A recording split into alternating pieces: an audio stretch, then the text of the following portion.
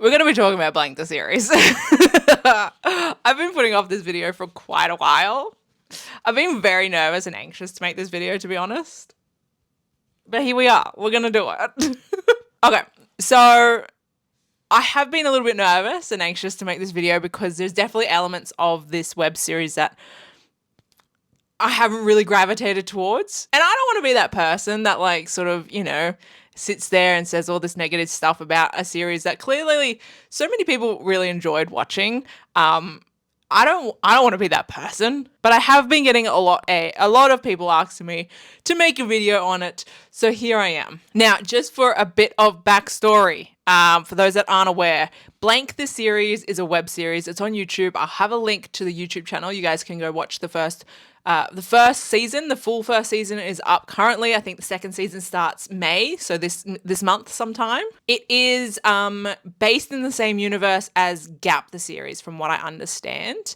But the difference is they're made by different production companies. So while you've got the characters that are the same, the actresses that play these characters are different.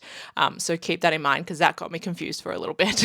I've also been told that both of these series, like Gap and Blank, are based on novels. The stories are actually based on novels that are currently out that you can go buy and read. So that's a thing that I didn't know. All right, let's get into this. I want to start with the good stuff, right? Well, let's start with the good stuff. What did I enjoy about this? There's actually quite a few things that I did enjoy about this show. I'm a huge soap opera fan, right? I love those cheesy storylines, those dramatic storytellings. I love that shit. And this series is full of it. It's really jam-packed full of it. We had crazy twists and turns. They had great cliffhangers, I have to say. Their cliffhangers, expert. I loved it. I also want to say like the production quality is great. Like I feel like there's a lot of like Asian web series that are coming out recently that the production quality is incredible. So yeah, I loved the production quality of it. The two actresses, I have seen some behind the scenes stuff. I've seen some like social media posts they've done together. They have great chemistry. So that's a positive. They're both gorgeous. They have great chemistry and I absolutely loved their chemistry. So there really is a lot to like about this and I can understand why people would get obsessed with it. Right? I can totally, there's a lot of elements there that like I can see myself getting obsessed with, right? There is just really some like one or two specific elements of this series that I really just didn't connect with. And, I think that's just the nature of this sort of these stories is I think there's going to be, it's going to divide an audience.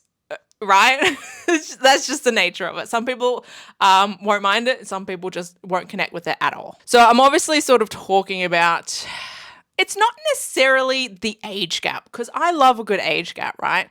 It's more the dynamic of like a story with an older woman and a schoolgirl, right? Now I know is Anung? Anung, we've got Nung and Anung. I apologize if I'm pronouncing their names incorrect, but Anung is the younger one. I know she's 20. It did take me a little bit because I watched the first episode initially and then I was like, nah, this is not for me because I initially thought she was like 16 or something and I was like, she's not even like legal, like she's not of age. So I didn't even get past the first episode. And then someone told me that she's actually 20. And I was like, oh, okay. I was confused, but I was like, okay, well, let's see how this plays out then. Okay. So I watched episode 2. She is in fact 20 and she does turn 21 throughout the series. So there's that. She is of age. Like she's an adult. Okay. So that's fine. Like for me, that's not necessarily an issue. If you have like a 21-year-old and Nung is 36, that's not necessarily an issue for me, right? The issue that I sort of didn't connect with was it just kind of felt like they wanted that relationship with a schoolgirl. So they had the character look like a schoolgirl, act like a schoolgirl, be dependent like a schoolgirl. Like at one point there's this whole storyline about where she's going to live, like if she's going to stay here or move to America with her mom or blah blah blah, and it's like she's 21, she can live wherever the hell she wants to live. She has that dependency like she's a schoolgirl. So they made the character essentially a schoolgirl, but they were like, but it's legal because she's 21. So I just didn't connect with that. It's not something that I connect with at all. And so that's sort of one of the things that I really couldn't get past, right? The other element that I couldn't really get past was, and I know this is sort of like, even in like Western soap operas, there's such a limited amount of cast you can put on soap operas that continuously run forever and ever and ever, right? So at some point, there's only so many options that you can go to, right, for love interest. I get it. But it felt like this, like really just, it was straddling that line so close, and we're 6 episodes into the first season. Like, they haven't exhausted all other options yet. So we've got Anung, the younger girl. She's in love with Nung, right? Nung is, I'm going to say, look, she had me a little whipped to begin with, right? Because she's gorgeous.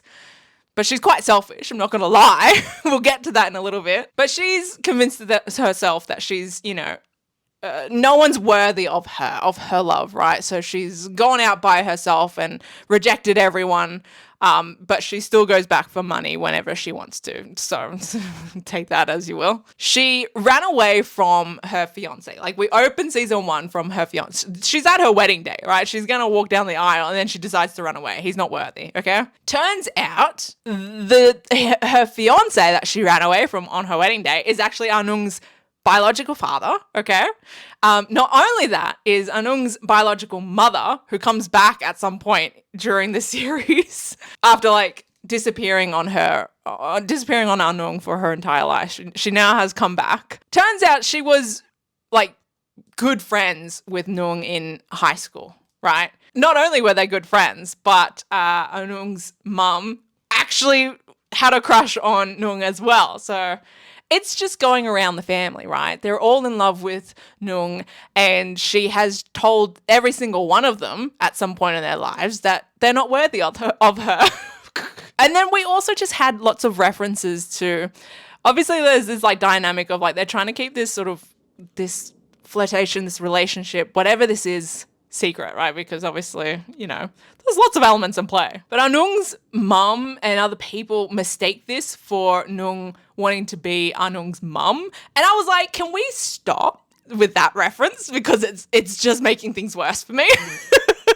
So I feel like it was those 2 main elements of the story that I just couldn't quite connect with, right? I feel like if I was hoping getting into the series that Anung's character would grow out of this schoolgirl characteristic.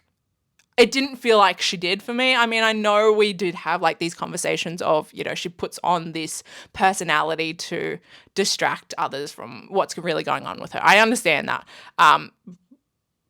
But it just didn't feel like we really moved past her being a schoolgirl, even though we've like moved into like university and stuff like that.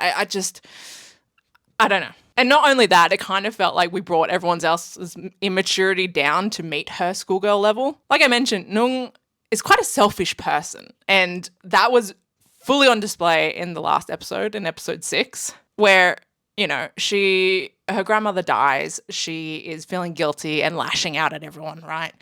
I can understand this response, it's not the healthiest, but it's a response that I can understand, right? She lashes out at her sister-in-law, but she also lashes out at Anung. She comes over to comfort her, and they end up sleeping together for the first time. And this is Anung's first time ever, right? She's ecstatic. She's over the moon. They wake up together, and Nung just like dumps her after the fact. And I was like, that's such a fucking dick move. Like, I understand pushing people away, right? When you're feeling this sort of response to a traumatic event, you push people away. I understand that. You can also be a dick by doing that. And but I would understand it. But what she did was she slept with Anung first and then pushed her away. I was like, just push her away before you sleep with her. Like, that's awful. Why did you do that? But yeah, yeah, look, I totally understand why people can get invested in this show. I feel like if it wasn't for those two elements of them relying on Anung's character having this sort of childlike schoolgirl characteristic, if they didn't sort of like rely so heavily on that, and also if they didn't play such a fine line between almost an incesty relationship, right? They're sort of like dancing on that. They don't cross it, but they definitely dance on that line. Like I mentioned, they have like all the great dramatic twists and turns and all that sort of stuff. It's just, yeah, it was just those two elements that I just couldn't really get past, to be honest. Now, in saying that, I am going to watch season 2. It comes out this month sometime. I'm going to watch it. I'm going to see if things improve at all in terms of Anung's character and stuff like that. I don't know, maybe. Like I mentioned, these stories are based on novels, and from what I've heard, these series have done quite a bit to actually mature the characters and the dynamics from the books. Like, I've heard the books are even worse. So props to them. So maybe that sort of development continues into season 2. I don't know, but I'm gonna keep my eye on it to see if that does happen. If it does, maybe I'll make another video and who knows? I don't know. But I am going to keep my eye on it because, yeah, I think there's a lot there that can be loved. It was just a couple of those sticking points that it really made it hard for me to connect with the story. So that's my review. I hope you liked it. I hope you liked this video. I'm doing these sort of slower videos, less editing. I got this new little microphone. Look how cute it is. It's got a little bubble on it. I don't know if the quality is any better, but it's fun to hold. So I'm using it.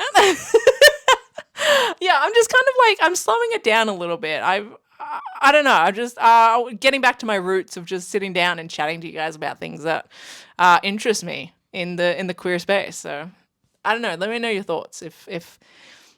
If you noticed, if you like it, if you don't like it, I don't know. Just let me know. Otherwise, I will see you all in my next video. Okay. Bye.